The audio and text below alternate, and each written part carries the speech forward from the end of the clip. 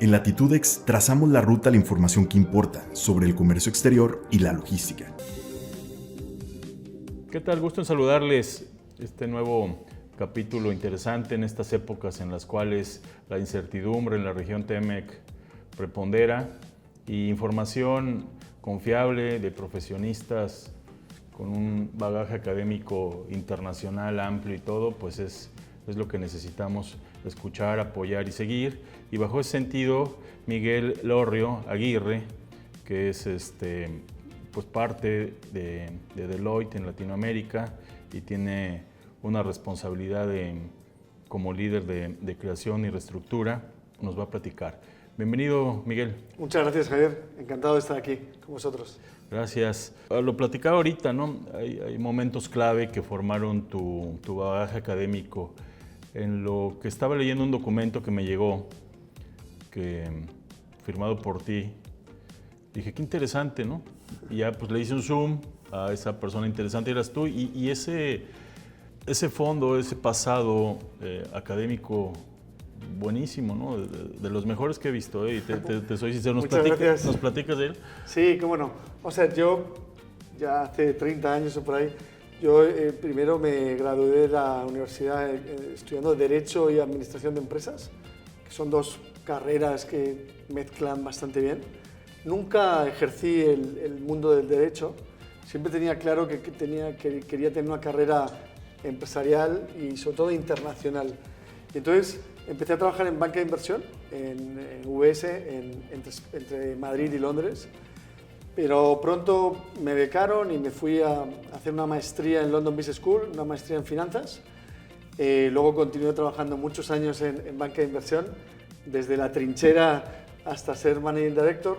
Y ya cuando era Managing Director, la curiosidad intelectual me volvió a pedir regresar un poquito al mundo académico. Hice un MBA ejecutivo en Columbia, porque yo seguía trabajando en Nueva York.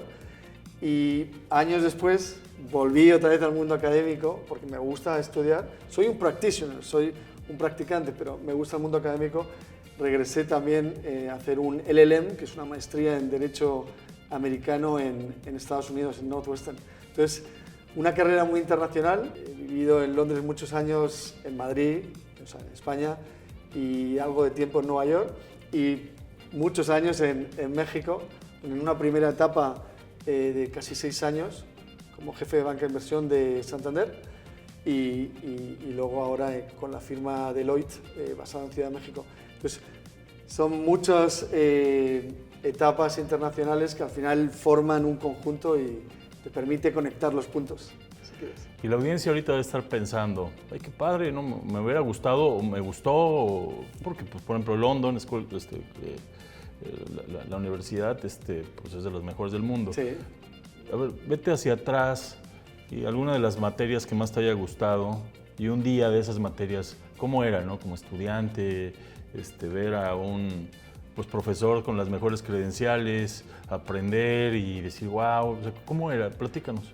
Pues la verdad es que fue primero un shock, porque la forma de estudiar en España es muy de estudiar el libro, de estudiar la materia, y te encuentras que en el mundo anglosajón la forma de aprendizaje es muy distinta. Tienes lecturas, tú lees y estudias por tu cuenta y luego acudes a la clase con el maestro, y el maestro es como un director de orquesta donde va conduciendo la conversación de todos los estudiantes y va haciendo los puntos clave de aprendizaje. Y la verdad es que está rodeado de gente que, en mi opinión, todos eran mucho más inteligentes y más capaces que yo, pero ya sabes que la competencia y estar cerca de gente más capaz pues te hace dar lo mejor de ti mismo. Entonces, para mí fue muy exciting, muy enriquecedor. Es todo un reto. Si toda tu vida has estudiado en español, de repente estudiar y hablar en inglés, participar en debates. Y británico, ¿no? Y británico encima. Entonces, para mí fue una experiencia fantástica, me abrió mucho los ojos, que yo creo que eso es lo que... Olvídate de lo que aprendes, porque lo que aprendes está en los libros y ahora está en internet, ¿no? Pero esa experiencia internacional de tener gente de quién sabe qué estado de Estados Unidos, compañeras mías mexicanas que venían de trabajar en Nafinsa, gente que venía a trabajar de Hong Kong, gente que venía a trabajar de Alemania, y todo eso metido en una cazuela, la verdad es que el resultado fue fantástico. No me arrepiento ni un día. No, pues me queda claro.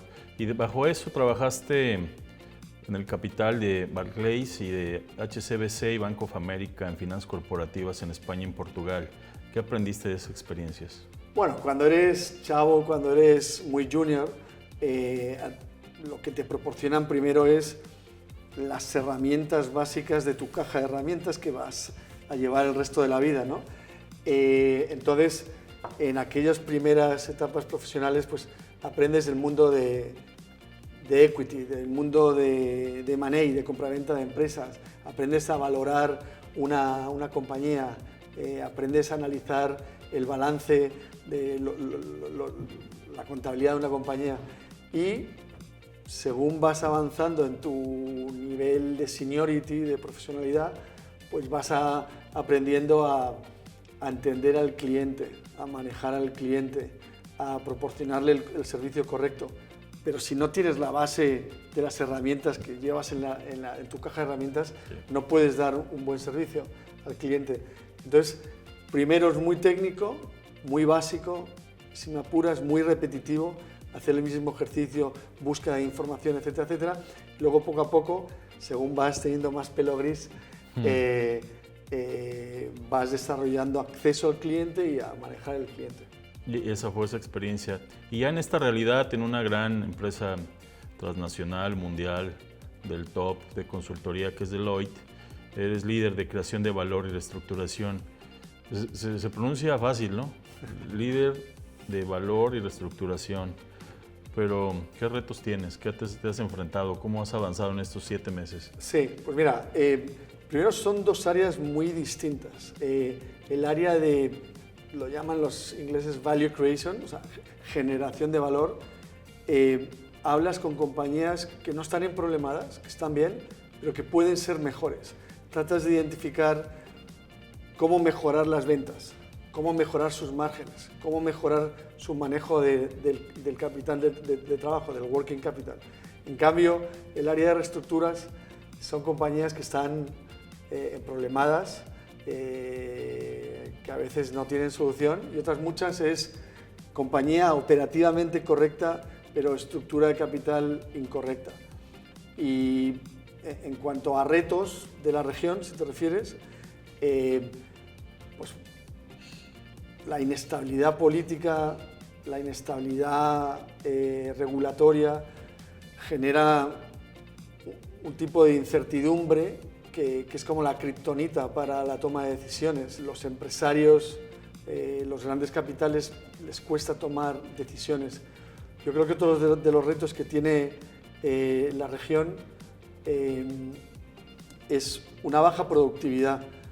Y cuando yo echo para atrás, cuando yo estudiaba macroeconomía, en macroeconomía hay la definición del Producto Nacional Bruto desde el lado de la oferta es capital más trabajo, y los economistas añaden un tercer valor que se llama Total Factor Productivity, que captura unos intangibles como años medio, cuántos años pasan la población de ese país en la escuela, qué porcentaje de población está en la universidad, acceso a computadora y a capacidad computacional. Entonces, eso mezclado con el capital y el trabajo genera el GDP, el Producto Nacional Bruto. Y creo que en la región hay una falta de este Total Factor Productivity, esos intangibles de temas académicos, de temas de formación. Luego, otro de los temas es, en la región hay un acceso limitado a financiación, desgraciadamente. Por ejemplo, en México, si tú dividieses toda la deuda en México dividido por el Producto Nacional Bruto, eso es aproximadamente el 30%. Sí. En Estados Unidos es el 200%, en Chile el 70%, lo cual quiere decir que hay menos palanca en la economía. La deuda no es necesariamente mala, mucha deuda es malo. Y luego, quizá otro tema que señalaría es la informalidad laboral, que es un tema que se da en toda la región, La informalidad laboral, más allá de que hay cosas malas a nivel personal, acceso a seguros, acceso a otras cosas, es que hay una menor base tributaria, o sea, menos gente paga impuestos. Y segundo, es una competencia desleal para quien sí está formalizado. Entonces, yo creo que esos son retos que tiene la economía y desde luego que detectamos nosotros desde Deloitte. Y en esa comparación, son dos grandes galaxias, ¿no? Europa y América Latina. ¿Cómo esa experiencia en Europa la has aterrizado en América Latina bajo ese sentido? O sea, ya mencionaste cuáles son las áreas de oportunidad, pero tu experiencia, ¿cómo ayudas a generar tu función en América Latina? Bueno, traes quizá unas metodologías, traes quizá en tu ADN una forma de hacer las cosas y tratas es humano, ¿no? Tratar de replicar lo que sabes. Pero evidentemente temas como acceso a la información, en México es muy complicado tener acceso a la información. Confiable. Sí, falta de transparencia, que la información sea confiable. Vuelvo a repetir el tema de acceso a la palanca, al mundo de deuda. Entonces, te tienes que tropicalizar. Cuando vienes, da lo mismo que sea Europa o Estados Unidos, tienes que adaptarte al terreno y gracias a Dios yo tuve una primera etapa de 6 años en Santander, hace años, y conozco la región, pero sí, te tienes que tropicalizar definitivamente y no puedes tratar de aplicar como si fuese el molde de la galleta, no puedes tratar de aplicar lo que aplicabas en Europa directamente aquí, lo tienes que adaptar a las necesidades de la región. No es fácil, no siempre es fácil. Estados Unidos, ahorita hablabas y está de moda con la nueva película de Superman de la kriptonita, ¿no? Entonces, pues la kriptonita la da Estados Unidos, ¿no? La economía pues, más poderosa del mundo y pues con esta administración pues ha creado incertidumbre mundial, ¿no? Y en la región, aunque se entiende que la globalización ya no existe y ahora regionalización y hay que fortalecer el bloque TEMEC, pues bueno, están esos dimes y diretes. ¿Cómo sientes esa incertidumbre pues, financiera, de aranceles, de la región para prepararse para ser un bloque autosuficiente, regional, hacia el mundo? Sí, desde luego no nos hemos aburrido desde enero, ¿no? Sí. Desde la nueva administración, por distintas razones, no necesariamente de temas de comercio exterior. Todos sabemos que a veces esta administración utiliza estos temas como una palanca de negociación. Bueno, lo primero que estoy 100% de acuerdo contigo, se ha generado una incertidumbre que, como decía antes, es lo peor para la toma de decisiones. Yo he presenciado como participaciones en licitaciones de terminales portuarias para exportación e importación de automóviles, de carros, de coches, se han paralizado. El dinero internacional de repente le cuesta más tomar decisiones. Una vez dicho eso, y Deloitte ha hecho mucho trabajo en esto, y yo he consumido y leído bastante sobre eso, aunque se impusiesen... Primero estamos protegidos por el USMCA, ¿no? el TEMEC, el acuerdo comercial con Canadá y Estados Unidos. Y aunque se impusiesen ciertas tarifas, ciertos aranceles, al final el mundo no es algo absoluto, sino relativo. Si China o el sudeste asiático, por ejemplo, tienen niveles tarifarios superiores o de aranceles superiores a los que tiene México, aunque todo haya subido, siempre y cuando México esté por debajo que importar de Asia, pues estaríamos en una mejor posición. Evidentemente, esto inicia una espiral inflacionaria en Estados Unidos, lo cual uno se plantea la pregunta de si tiene sentido o no, pero yo creo que México, aún con aranceles, estaría en términos relativos en mejor situación que otros países. Y luego, lo que no va a cambiar es que México no se va a ningún sitio. México sigue teniendo 2.000 millas de frontera con un gran socio, ahora con una relación un poquito problemática, y no olvidemos que, por ejemplo, un tercio de los coches de menos de $30,000 que se venden o se compran, si quieres, en Estados Unidos, se fabrican aquí. Como un porcentaje muy alto de los pickups, de las camionetas que se compran, que importa a Estados Unidos, se fabrican en México. Los bienes pasan hasta 6 veces la frontera. El 90 y pico % de los aguacates que consume Estados Unidos vienen de México. Entonces, eso no va a cambiar porque no hay una fácil sustitución de esos bienes.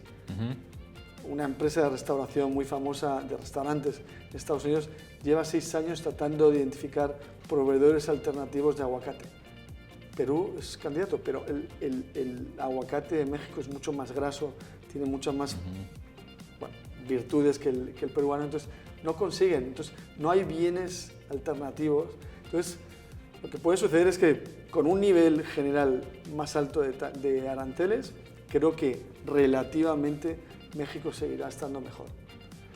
El gran ganador del Super Bowl siempre es el aguacate, ¿no? Sí, y las alitas. Esos son los perdedores, sí, bueno, sí. Porque les quitan las alitas. Bueno, sí, pero el aguacate, la exportación en esas épocas es tremendo. Tocaste 2 puntos bien interesantes, ¿no? México tiene 14 tratados de libre comercio con 52 países, el 83% de las exportaciones es a Estados Unidos. Pues ¿por qué no para el otro lado, no? Bueno, pues la frontera y todo. Está Brasil, ¿no? Brasil desde hace mucho tiempo ha trabajado en una sustitución de importaciones y antes de abrir su aduana, busca aquí adentro y ese es el modelo de gobierno, de gobernanza. Pero aún así, ¿qué opinas de México?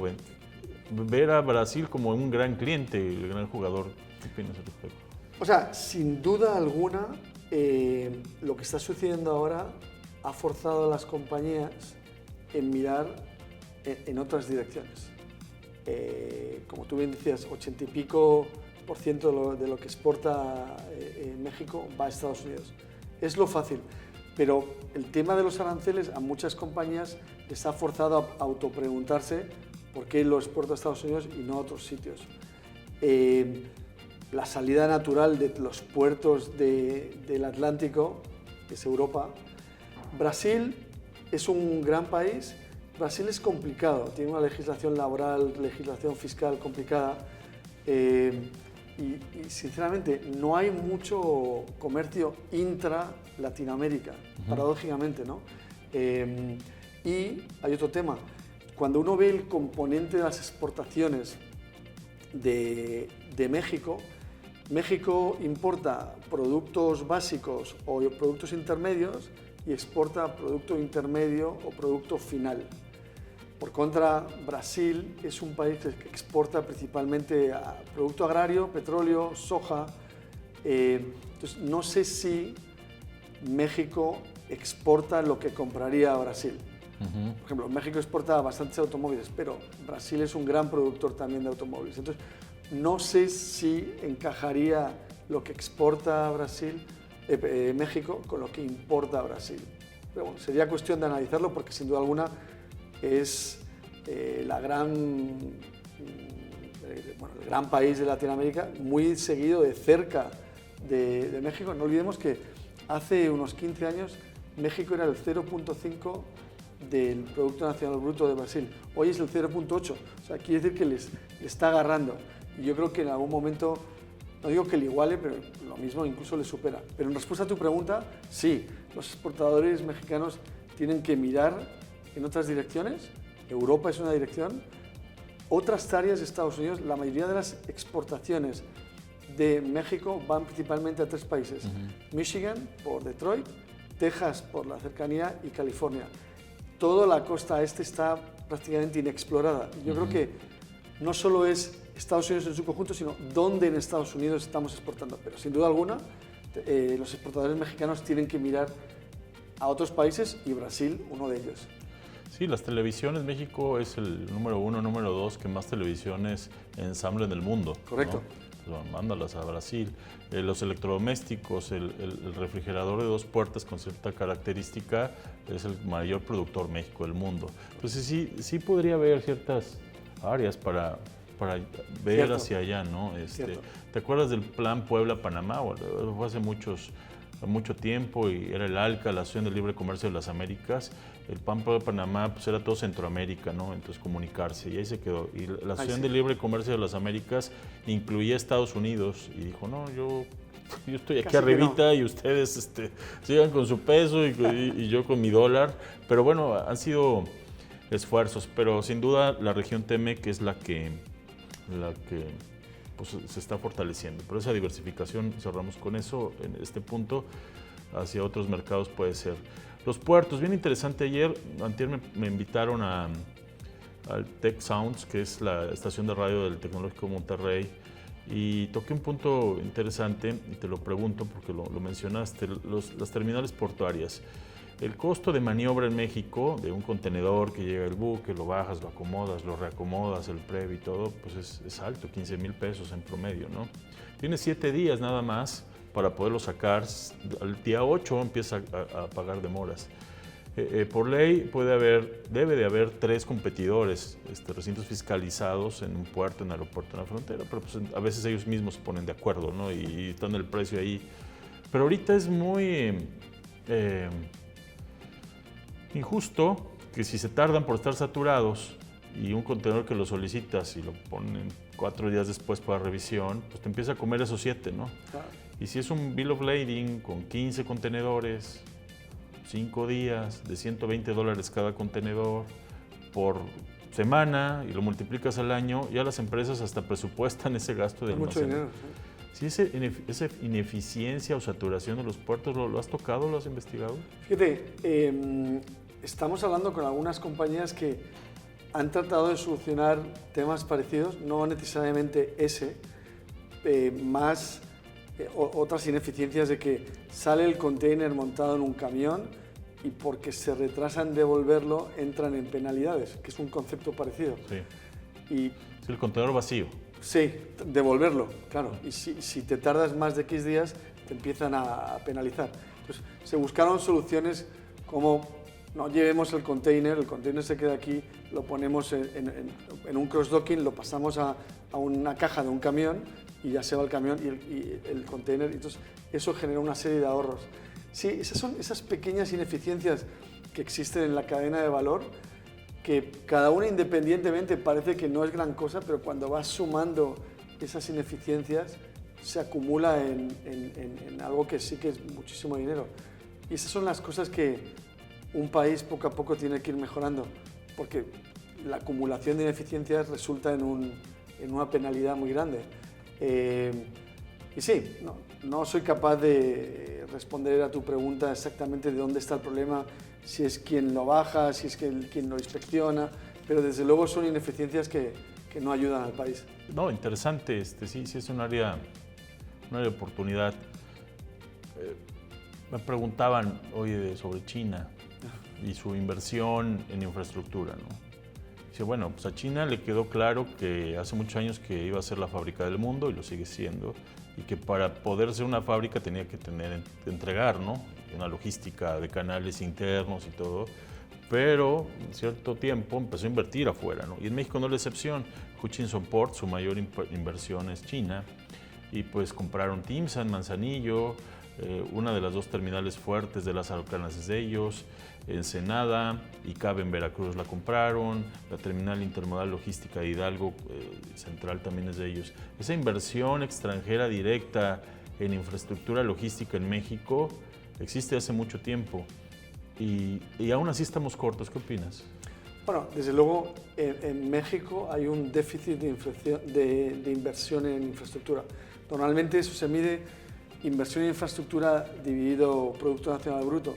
Y claramente, esto no lo digo yo, lo dice el Banco Mundial, lo dicen los grandes inversores, hay una clara deficiencia. Creo que se tomaron grandes pasos con la constitución originalmente de CECADES, de fondos de infraestructura, pero si no está acompañado con una legislación, con un apoyo y una certidumbre jurídica, pues el inversor no invierte. Pero es clave en un país.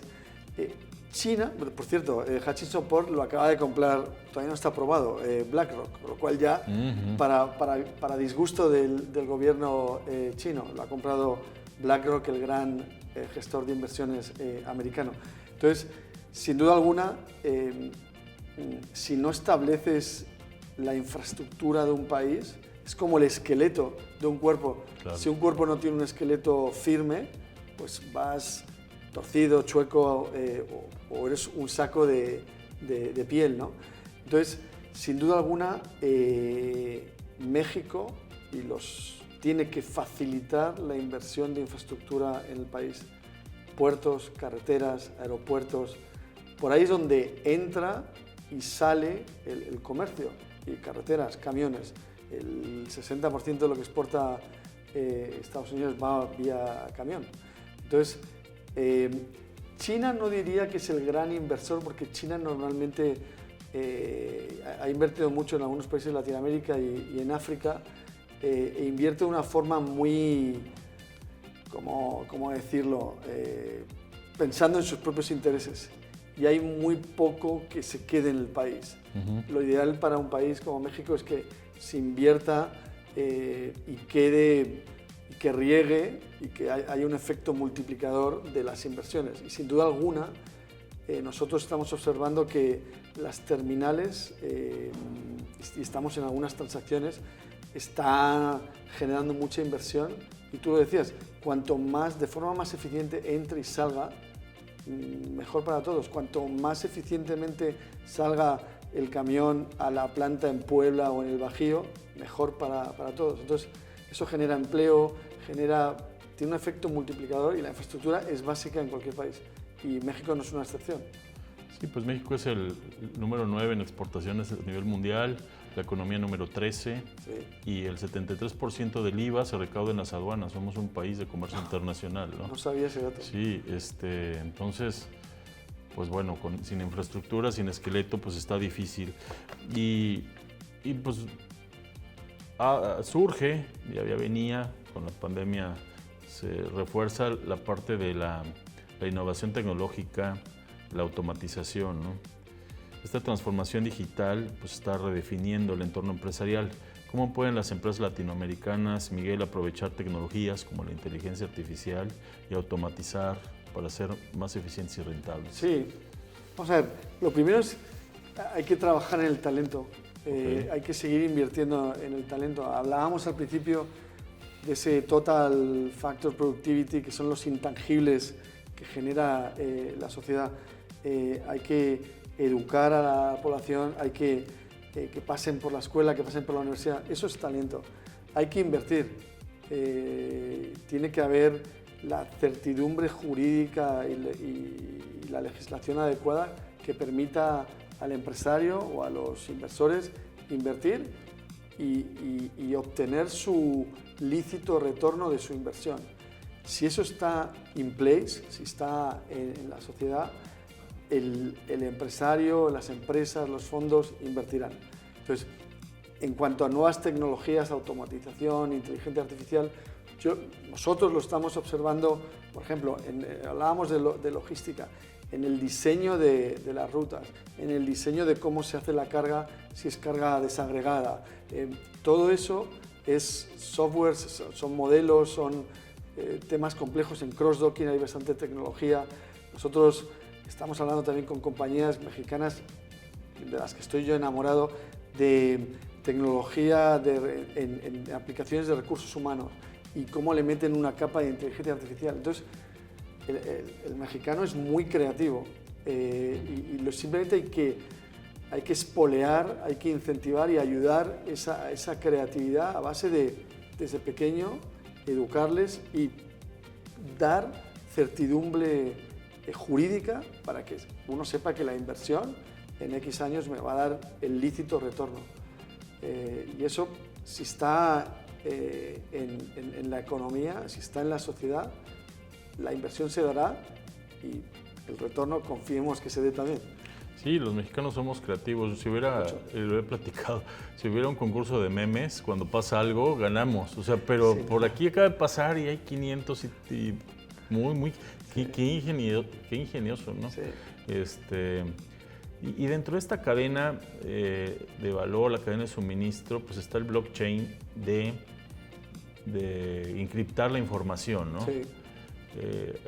Hay empresas muy exitosas como Nowports, que su propuesta de valor es que te dan la visibilidad de punto A al punto B con tecnología para tomar decisiones y luego entraron al mundo financiero. Pero el punto que mencionabas es pues que a lo mejor una empresa de comercio exterior tiene que tener tiene comunicación con la naviera, con la terminal allá, con quien le compra, con quien le vende, con quien le distribuye, con el agente aduanal. Y esta automatización en una misma línea encriptada, que suba la información y esté segura, pues es lo que está avanzando, ¿no? Sí, o sea, yo he tenido alrededor del mundo de logística y de blockchain, sobre todo en tema de documentación, porque el blockchain normalmente la gente lo asocia con divisas, criptodivisas, ¿no? Lo primero ni son divisas, ¿no? Pero la tecnología de blockchain facilita mucho el manejo de información de una forma no solo encriptada y segura, sino contenida. O sea, no hay forma, es mucho más complicado que alguien pueda entrar y hacer algo incorrecto con esa información. Entonces, blockchain en logística, yo lo he visto mucho en el manejo del documento de la naviera hasta el almacén. Y hay compañías, como tú dices, bien exitosas que se dedican a eso. Y ya platicaste alguno, pero ¿te viene a la mente algún caso de éxito que tienes muchos de optimización logística en nuevas tecnologías?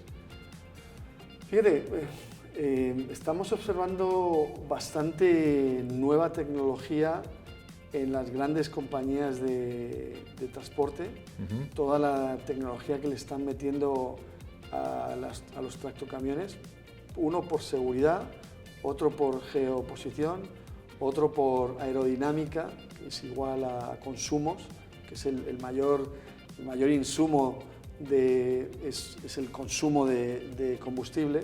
Entonces la aerodinámica es muy importante, la definición de las rutas de forma óptima, cómo cargas el camión igualmente de forma óptima y luego cómo almacenas en los almacenes de una forma totalmente automatizada. Yo creo que uno de los mayores ejemplos de esto es la compañía como Nadro, que es de logística farmacéutica, con la cantidad de referencias de SKUs que manejan. Es increíble el nivel de informatización, de tecnología que utilizan. Hay unos tipos de robots muy particulares de ese sector, se llaman ACE, porque son así, tienen una forma de A. Y ahí estamos observando, imagínate todas las farmacias que hay distribuidas por toda la República y a que cada uno le llegue el fármaco adecuado en el número adecuado, porque no quieres estocar demasiado, no quieres que haya demasiado, porque tienen fechas de caducidad. Sí. Entonces, sí, la tecnología sin duda alguna es el futuro y sobre todo en el mundo de la logística, la tecnología directamente te lleva a eficiencias. En tu vida profesional, así inicié la plática, porque te conocí en un documento que me llegó, sí, ¿no? Ahorita nos platicas un poco, un resumen, si se puede, de ese documento, porque es muy amplio, pero está interesante. ¿Cuántos papers has leído para pasar el examen y cuántos has tenido que escribir para hacer sonar la caja registradora, ¿no? ¿Y cuántos has hecho para compartir con el entorno de comercio exterior, de logística de negocios, pues para aportar valor? Sí. Nos platicas de cuando los tienes que estudiar, cuando los tienes que hacer y cuando los haces por hobby. Sí. O sea, lo primero es, siempre en la vida, ningún profesional lo hace solo. O sea, claro, evidentemente tengo todo un equipo que me apoya, que son fantásticos. Eso es lo primero, hay que decirlo. Lo segundo es que mi área no se dedica necesariamente a hacer documentos, pero analizamos un sector y creamos los documentos para poder tener un buen diálogo con las compañías, porque me parece un poco vago el ir a ver a un cliente sin haber hecho un análisis detenido y profundo del sector de la compañía a la que vas a ver. Entonces, al principio del año identificamos una serie de sectores, por supuesto el de logística, desde el almacén hasta la terminal portuaria, donde pensábamos que México tenía una posición única, donde había buenas compañías que podían ser mejores y donde podían venir muchos más inversores de los que ya han venido. Y repito, desde el almacén hasta la terminal, ¿no? Y entre medias, todo lo que hay entre medias.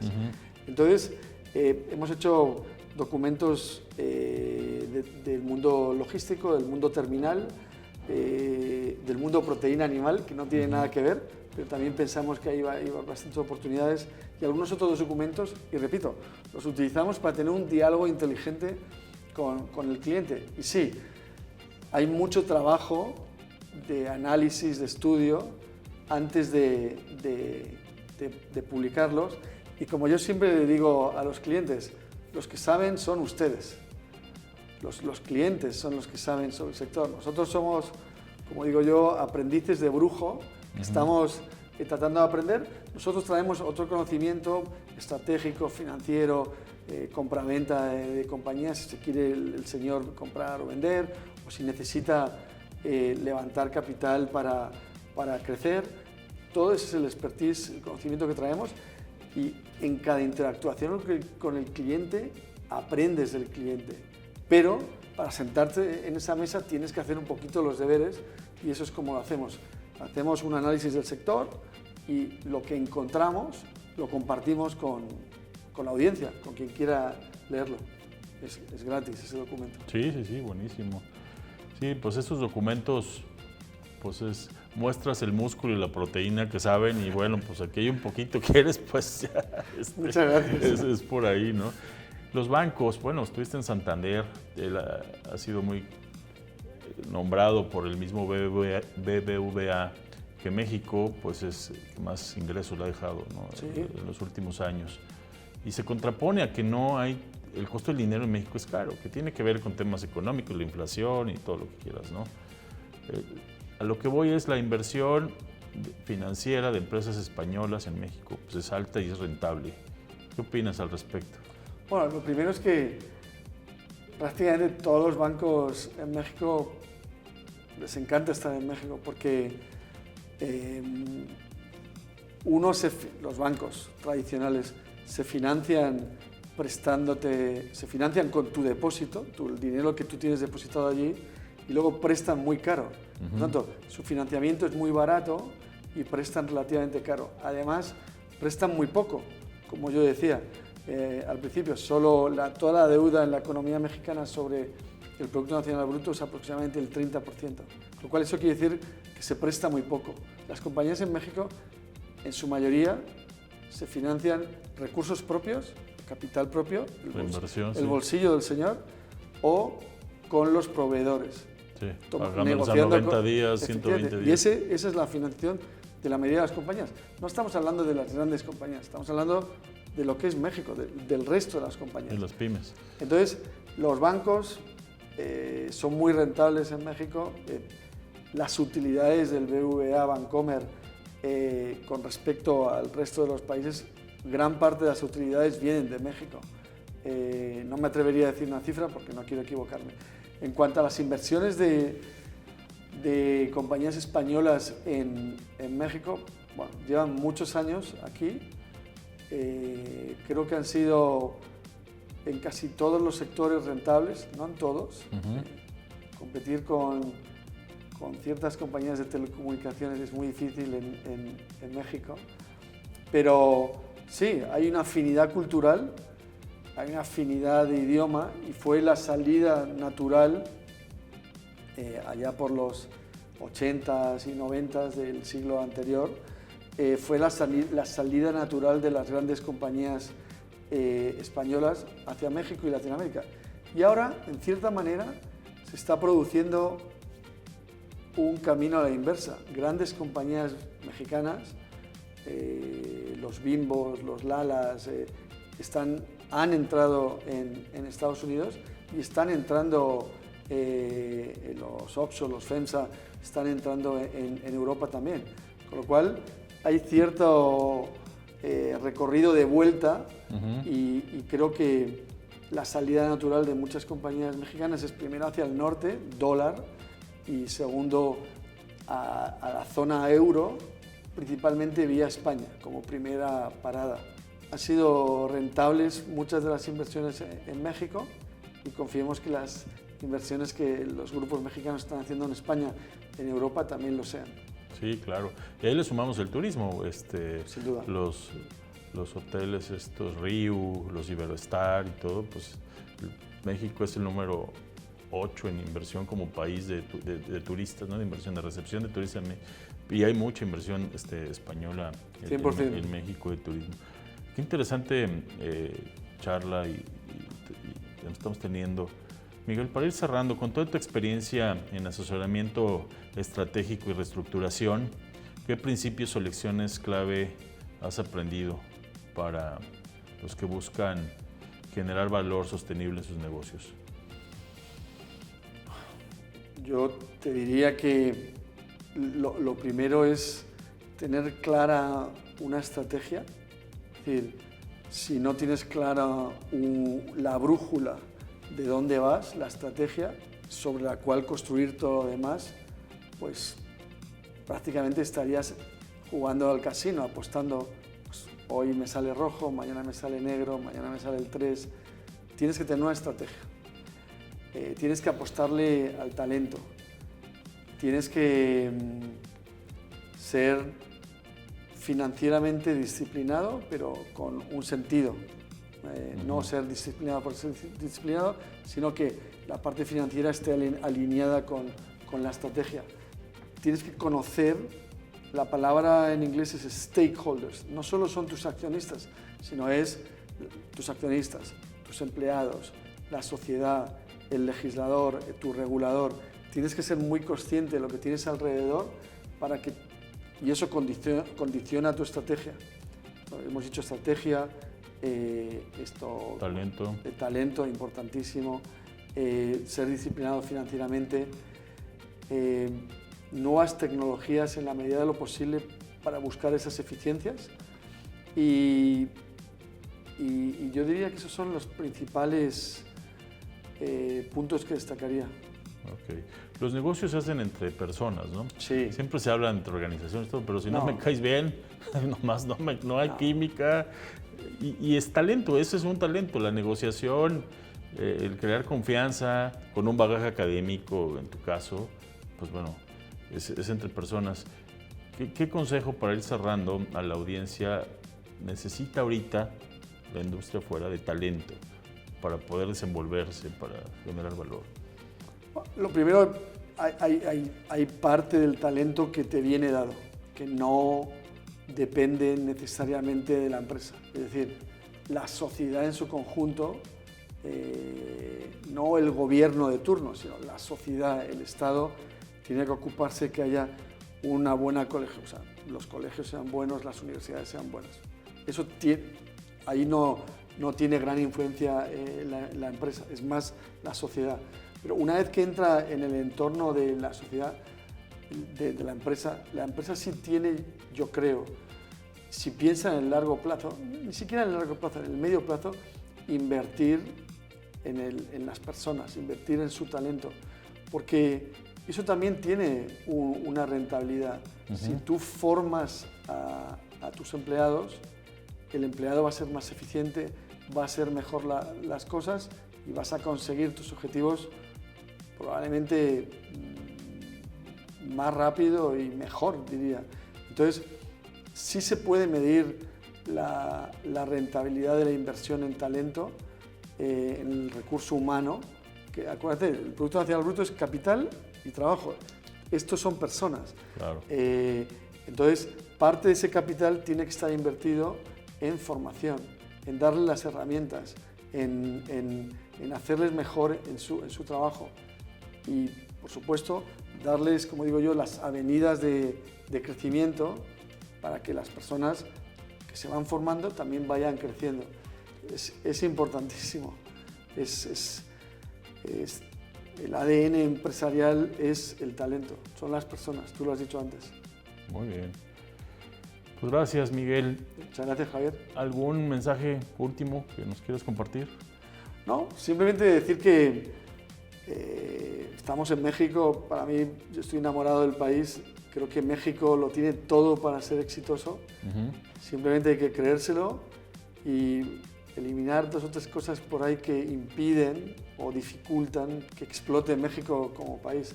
Yo creo que encuentro mucho talento en el país. Yo me muevo por toda la República, hablo con muchos empresarios y con muchos ejecutivos y encuentro mucho talento. Entonces, nada, hay que seguir, como dice el dicho, cabeza al manillar, seguir dando pedales, invertir en talento, plantear buenas estrategias y eso llevará para arriba a México sin duda alguna. Ese dicho te lo cambio porque andando la carreta se acomodan los melones. Efectivamente. Exacto, ¿no? Y bueno, no lo dijiste, pero sí, la corrupción es el cáncer de la sociedad. No lo dije, Y sí, pero lo pensé. lo estoy diciendo yo, entonces no te comprometí, pero sí es un hecho. Pues muchas gracias, Miguel. Un A placer. vosotros, Javier, muchas gracias. A ti. Muchas gracias.